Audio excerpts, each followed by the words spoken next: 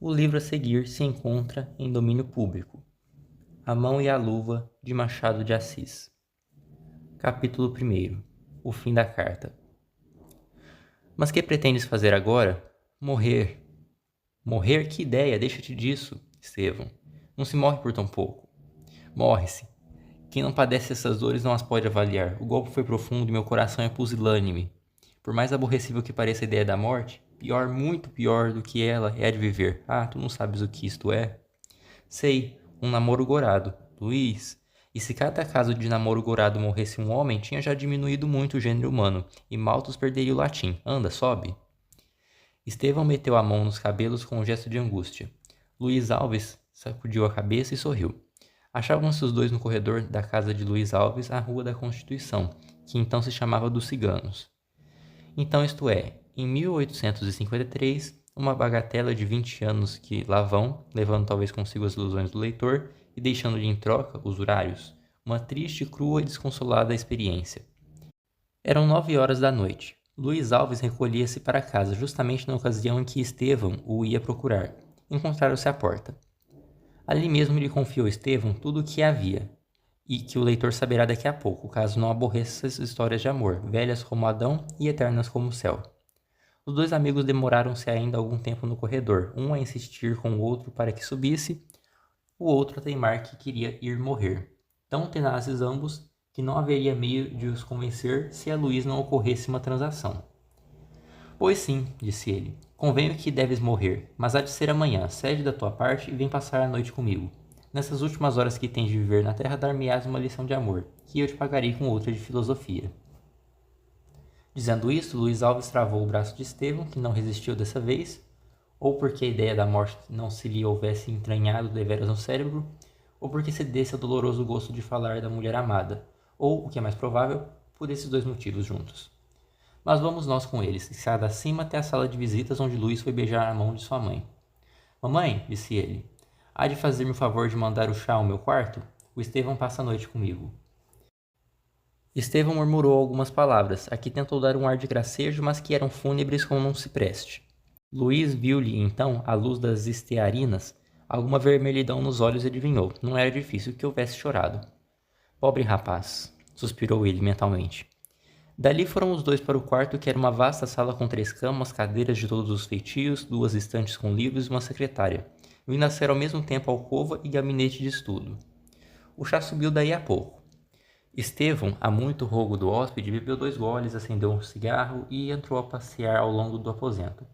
Enquanto Luiz Alves, preferindo um charuto e um sofá, acendeu o primeiro e estirou-se no segundo, cruzando beatificamente as mãos sobre o ventre e contemplando o bico das chinelas com aquela placidez de um homem a quem se não gorou nenhum namoro.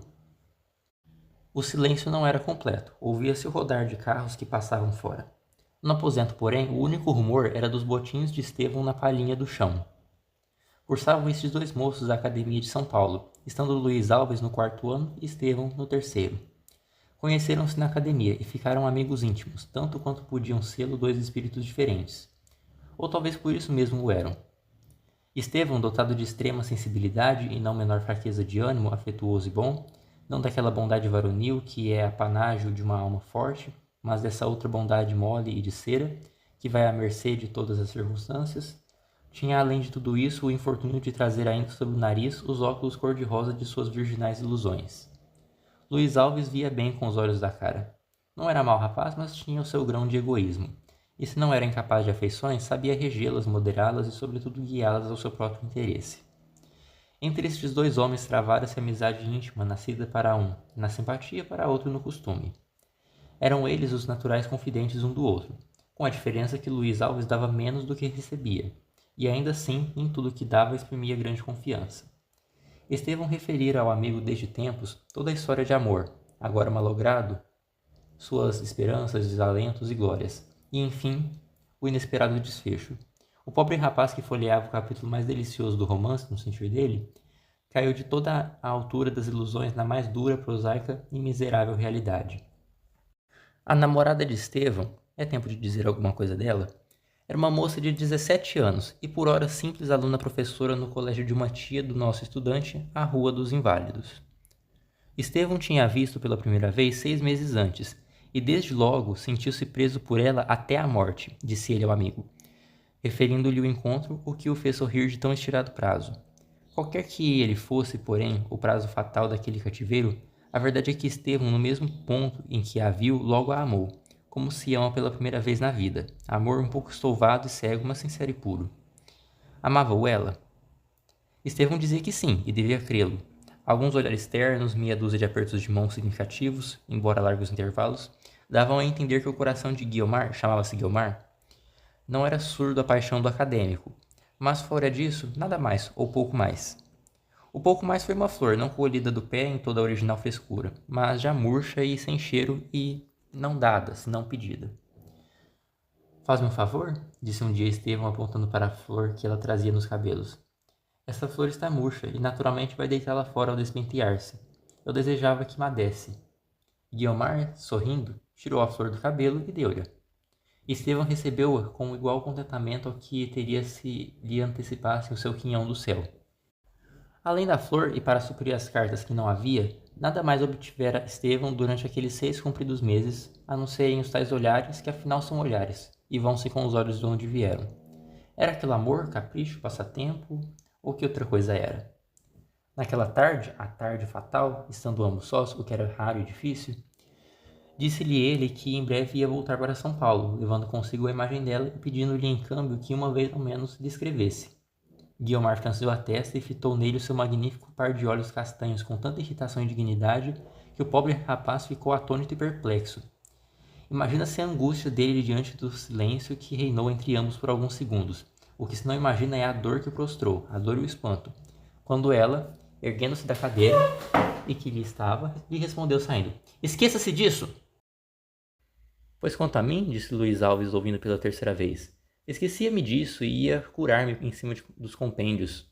Direito romano e filosofia, não conheço remédio melhor para tais achaques." Estevão não ouvia as palavras do amigo. Estava então assentado na cama, com os cotovelos fincados nas pernas e a cabeça metida nas mãos, parecendo que chorava. A princípio chorou em silêncio, mas não tardou que Luiz Alves o visse deitar-se na cama, estorcer-se convulsivamente, a soluçar, a abafar, quanto podia os gritos que lhe saíam do peito, a puxar os cabelos, a pedir a morte, tudo entremeado com o nome de Guiomar. Tão dálma tudo aquilo, tão lastimosamente natural, que enfim o comoveu, e não houve remédio senão dizer-lhe algumas palavras de conforto. A consolação veio a tempo, a dor chegada ao paroxismo declinou pouco a pouco, e as lágrimas estancaram, ao menos por algum tempo. "Sei que tudo há de parecer-te ridículo", disse Estevão, sentando-se na cama. "Mas que queres tu? Eu vivia na persuasão de que era amado, e era-o talvez. Por isso mesmo não entendo o que se passou hoje. Ou o que eu supunha ser amor, não passava talvez de passatempo ou zombaria."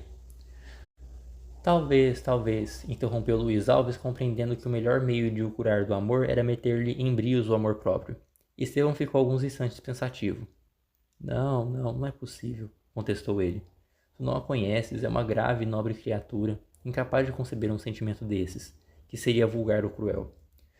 As mulheres, já pensei se aquilo de hoje não seria uma maneira de experimentar-me, de ver até que ponto eu lhe queria. Escusas de rir-te, Luiz, eu nada afirmo, digo que pode ser. Não admira que ela fizesse esse cálculo. Bom cálculo, nesse caso, todo filho do coração." A imaginação de Estevão desceu por este declive de floridas conjecturas, e Luiz Alves entendeu que era de bom aviso não espantar-lhe os cavalos. Ela foi, por ali abaixo, rédea frouxa e riso nos lábios. "Boa viagem!" exclamou mentalmente o colega, voltando a estirar-se no sofá. A viagem não foi longa, mas produziu efeito salutar no ânimo do namorado, adoçando-lhe as penas, circunstâncias que Luiz Alves aproveitou para lhe falar de 100 coisas alheias ao coração e diverti-lo do pensamento que o absorvia. Conseguiu seu intento durante meia hora, e conseguiu mais, porque fez com que o colega risse, a princípio de um riso amargo e dúbio, depois de um riso jovial e franco, incompatível com os intuitos trágicos. Mas ai que triste, a dor dele era uma espécie de tosse moral que aplacava e reaparecia, intensa às vezes mais fraca, mas sempre infalível. O rapaz acertava de abrir uma página de Werther, leu meia dúzia de linhas e o acesso voltou mais forte que nunca. Luiz Alves acudiu-lhe com as pastilhas da consolação. O acesso passou, nova palestra, novo riso, novo desespero, e assim se foram escoando as horas da noite, que o relógio da sala de jantar batia seca e regularmente, como a lembrar aos dois amigos que as nossas paixões não aceleram nem moderam o passo do tempo. A aurora, para os dois acadêmicos, coincidiu com as badaladas do meio-dia, o que não admira, pois só adormeceram quando ela começava a apagar as estrelas. Estevão passou a manhã, quero dizer, muito sossegada e livre de sonhos maus. Quando abriu os olhos, estranhou o aposento e os objetos que rodeavam. Logo que se reconheceu, despertou-se-lhe com a memória o coração, onde já não havia aquela dor aguda da véspera. Os sucessos, embora recentes, começavam a envolver-se na sombra crepuscular do passado. A natureza tem suas leis imperiosas, e o homem, ser complexo, vive não só do que ama, mas também, força é dizê-lo, do que come. Sirva isso de excusa ao nosso estudante, que almoçou nesse dia como nos anteriores, bastando dizer em seu abono que, se não o fez com lágrimas, também o não fez alegre. Mas o certo é que a tempestade serenara. O que havia era uma ressaca ainda forte, mas que diminuiria com o tempo. Luiz Alves evitou falar-lhe de Guiomar. Estevão foi o primeiro a recordar-se dela. Dá tempo ao tempo, respondeu Luiz Alves. E ainda te hás de rir dos teus planos de ontem. Sobretudo agradece ao destino o haveres escapado tão depressa. Queres um conselho? Dize. O amor é uma carta mais ou menos longa, escrita em papel velino, corte dourado, muito cheiroso e catita. Carta de parabéns quando se lê, carta de pêsames quando se acabou de ler.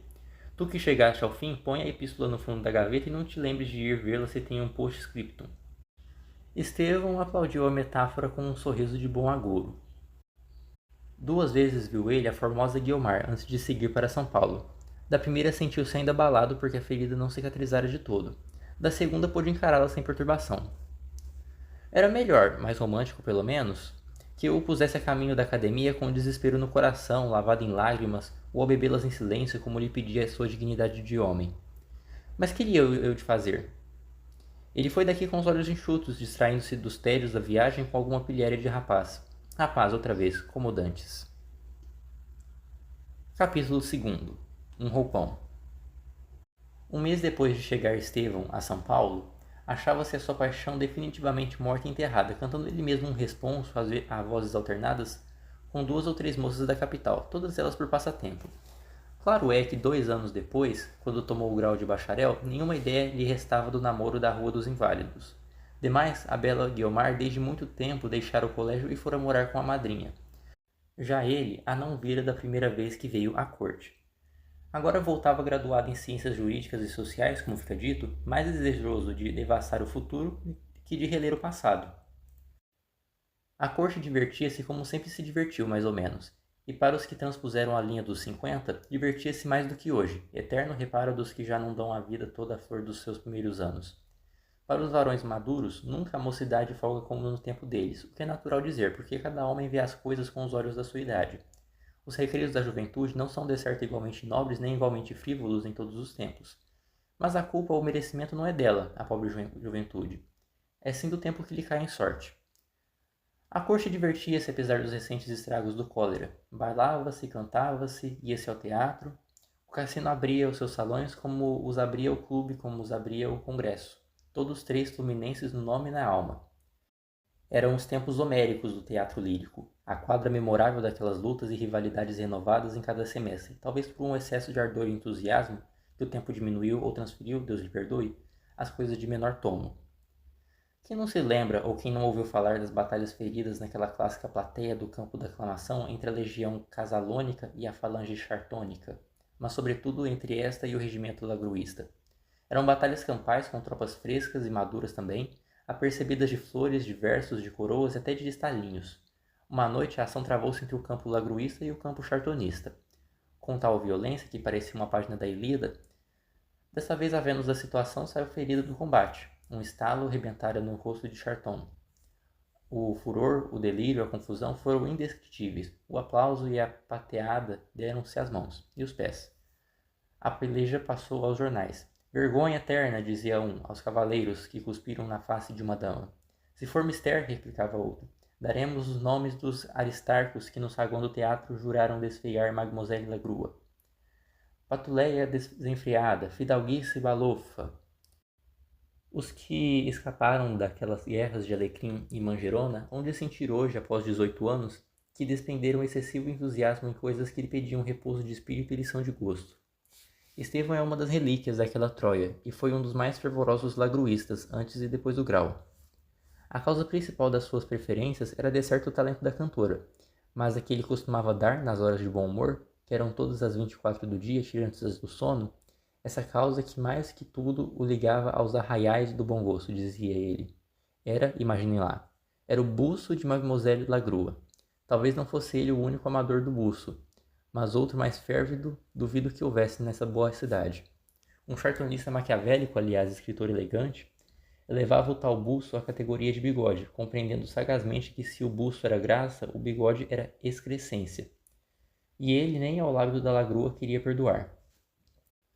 Oh, aquele buço! Exclamava Estevão nos intervalos de uma ópera.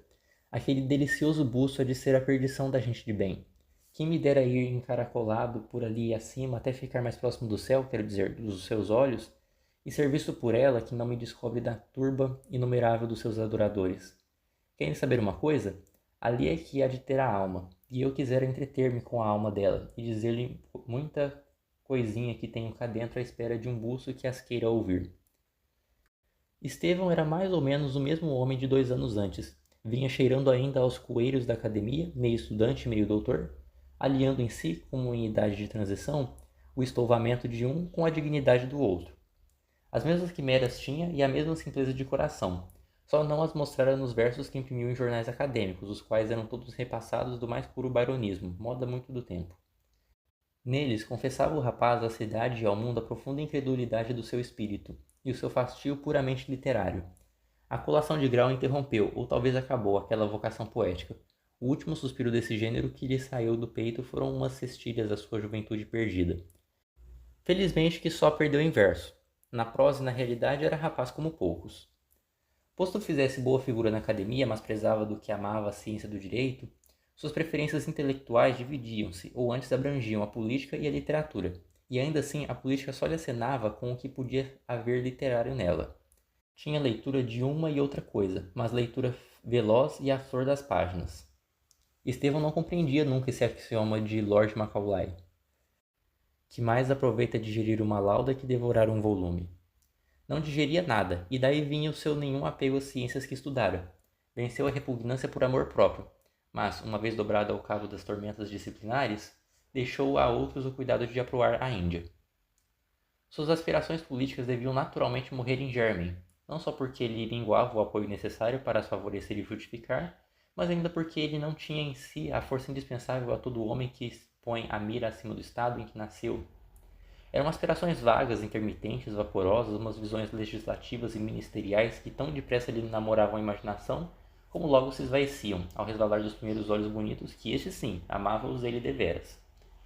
Opiniões não as tinha. Alguns escritos que publicara durante a quadra acadêmica eram complexos de doutrinas de toda a casta, que lhe flutuavam no espírito, sem se fixarem nunca, indo e vindo, alçando-se ou descendo conforme a recente leitura ou a atual disposição de espírito. Por agora militava nas fileiras do lagruísmo, com ardor, dedicação e fidelidade de bom apóstolo. Não era bastado para pagar o luxo de uma opinião lírica. Nascera pobre e não tinha parente em boa posição. Alguns poucos recursos possuía, provenientes do seu ofício de advogado, que exercia com o amigo Luís Alves. Uma noite assistira à representação de Otelo, palmeando até romper as luvas, aclamando até cansar-lhe a voz, mas acabando a noite satisfeito dos seus e de si. Terminado o espetáculo, foi ele, segundo costumava, assistir à saída das senhoras, uma procissão de rendas e sedas e leques e véus e diamantes e olhos de todas as cores e linguagens. Estevão era pontual nessas ocasiões de espera, e raro deixava de ser o último que saía. Tinha agora os olhos pregados em outros olhos, não pardos como os dele, mas azuis, de um azul ferrete. Infelizmente, uns olhos casados, quando sentiu alguém bater-lhe no ombro e dizer-lhe baixinho essas palavras: "Larga o pinto que é das almas." Estevão voltou-se. "Ah, és tu", disse ele vendo Luís Alves. "Quando chegaste?" "Hoje mesmo", respondeu o colega. "Venho sequioso de música. Vassouras não tem Lagrua nem Otelo." "Vieste lavar a alma da poeira do caminho?" disse Estevão, que, ainda falando em prosa, cultivava suas metáforas poéticas. "Fizeste bem, não te perdoaria se preferisses a outra, a lambisgoia que aqui nos querem impingir por coisa grande, e que não chega aos calcanhares do buço." Interrompeu-se. Luís Alves acabava de cumprimentar cerimoniosamente alguém que passava.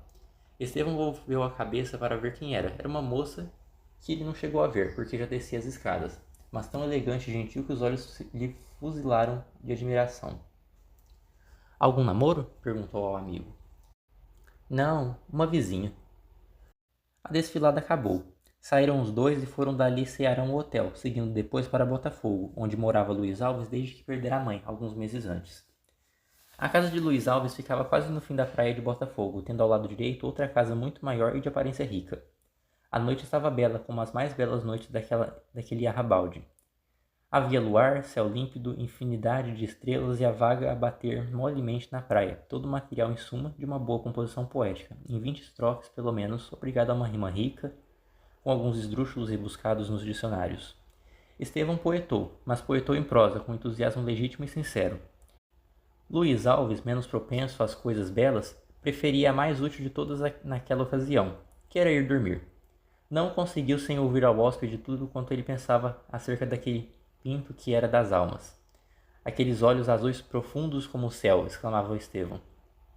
Afinal dormiram ambos, mas ou fosse porque os tais olhos o perseguissem ainda em sonhos, ou porque estranhasse a cama, ou porque o destino assim o resolvera, a verdade é que Estevão dormiu pouco, e coisa rara, acordou logo depois de aparecer a arraiada. A manhã estava fresca e serena. Era tudo silêncio, mal quebrado pelo bater do mar e pelo chilrear dos passarinhos nas chácaras da vizinhança. Estevão, amuado por não poder conciliar o sono, resolvera-se ir ver a manhã, de mais perto. Ergueu-se de manso, lavou-se, vestiu-se e pediu que lhe levassem café ao jardim, para onde foi sobraçando um livro que acaso topou ao pé da cama. O jardim ficava nos fundos da casa, era separado da chácara vizinha por uma cerca. Relanceando os olhos pela chácara, viu Estevão que era plantada com esmero e arte, assaz vasta, recortada por muitas ruas curvas e 2 grandes ruas retas. Uma dessas começava nas escadas de pedra da casa e ia até o fim da chácara. A outra ia da cerca de Luiz Alves até a extremidade oposta, cortando a primeira no centro. Do lugar em que ficava Estevão, só a segunda rua podia ser vista de ponta a ponta. Sentou-se o bacharel em um banco que ali achou. Recebeu a xícara de café, que o escravo lhe trouxe daí a pouco. Acendeu o charuto e abriu o livro. O livro era uma prática forense. Demos-lhe razão ao despeito como que o fechou e atirou ao chão, contentando-se com o canto dos pássaros e o cheiro das flores. E a sua imaginação também, que valia as flores e os pássaros. Deus sabe até onde iria ela, com as asas fáceis que tinha, se um incidente lhe as não colhera e fizera descer à terra. Da casa vizinha saíra um roupão. Ele não viu mais que um roupão. E seguira pela rua que enfrentava com a casa a passo lento e meditativo. Estevão, que adorava todos os roupões, fossem ou não meditativos, deu graças à providência, pela boa fortuna que lhe deparava, e afiou os olhos para contemplar aquela graciosa madrugadora. Graciosa ainda ele não sabia se o era, mas acertou que devia ser, justamente porque desejava que o fosse. A deliciosa paisagem ia ter enfim uma alma, o elemento humano vinha coroar a natureza. Ergueu-se Estevão de toda a sua estatura elevada e gentil para ver melhor, e ser visto, digamos, a verdade toda. Aquela desconhecida vizinha que devia ser, por força, a que Luiz Alves cumprimentara no teatro. Acteon, cristão e modesto, não surpreendia de ano no banho, mas ao sair dele, todavia, não palpitava menos de comoção e curiosidade. O roupão ia andando.